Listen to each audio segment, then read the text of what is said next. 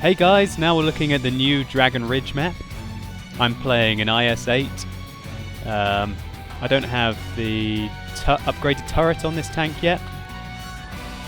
I'm still using the BL9. This was me trying to grind through the IS-8 to be able to get to the upgraded gun so that I could test that out. So as you can see, I've loaded a few gold shells. This is the test server and everyone gets lots of gold. So the BL9 has about the same penetration with gold as the upgraded 122 has with credits. So we can immediately see the speed of the IS-8. Top speed 50 kilometers an hour. We can see down there into the spawn. It looks very open. I love the way it's down in a crater. This means that people who go and cap are going to be very vulnerable to shells. People are going to be able to get back easily and probably be able to punish those cappers. So we can see here, going down a ridge pass. This should be very safe from artillery here, from either side.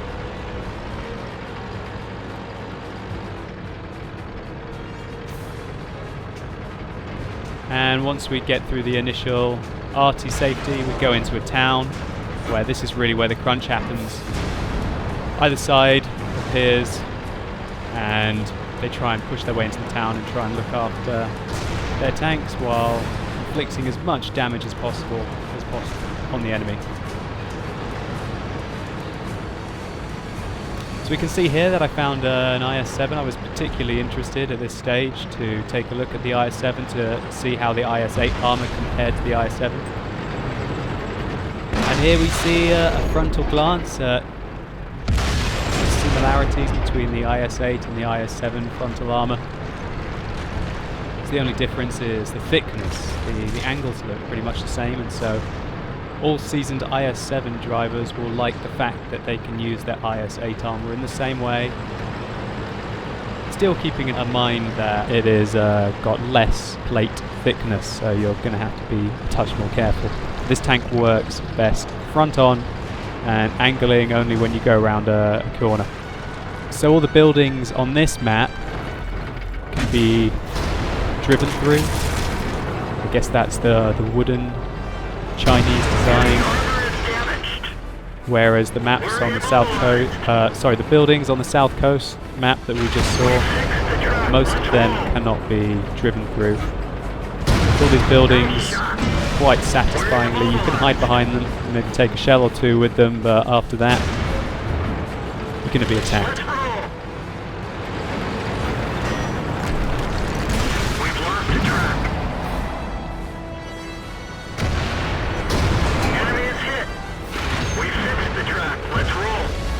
So I'm really liking the IS-8 for its speed, and I did manage to get the 122 gun on this, the upgraded one, with 270 pen and fairly good accuracy. This video shows the BL9, which is not the upgraded IS-8 gun. I rate the IS-8 very highly. As I said earlier in the video, I think this is going to be my favourite tier 9 to play.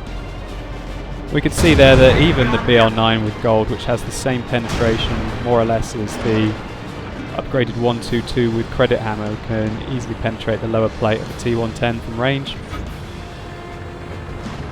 So it's a map with lots of vegetation, lots of trees, lots of hills going up and down. It's a brilliant map. I really like it. The fact that the town's in the middle, and I love the way that the spawns are so vulnerable. It's going to really discourage capping on this map, and it's going to turn into a shootout. And there's ways to go to the west.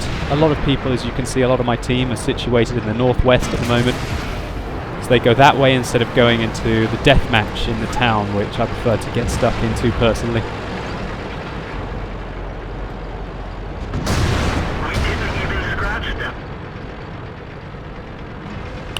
So we can see some Russian love to the European servers. We'll respond with a happy face.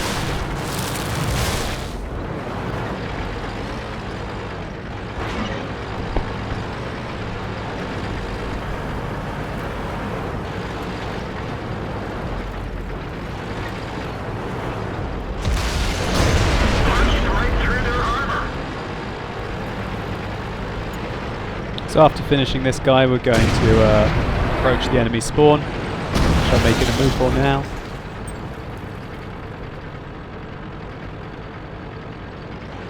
So there it is. We're going to get a real good idea of how open this spawn is from attack from all sides.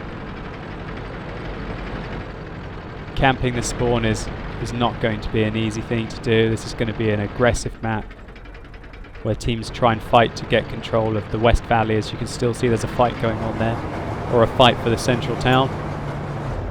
Capping should be tricky. It should be fairly easy to get back and to interrupt caps, which is, as a defensive player, is one of my favourite things to do.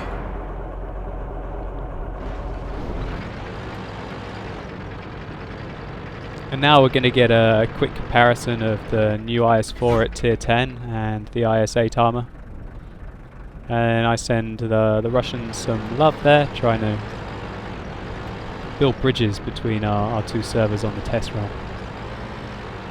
So here we can see the differences between the IS-4 armour there and the IS-8, with the IS-8 having very similar to the IS-7 armour and the IS-4 still having its stock armour from 7.2.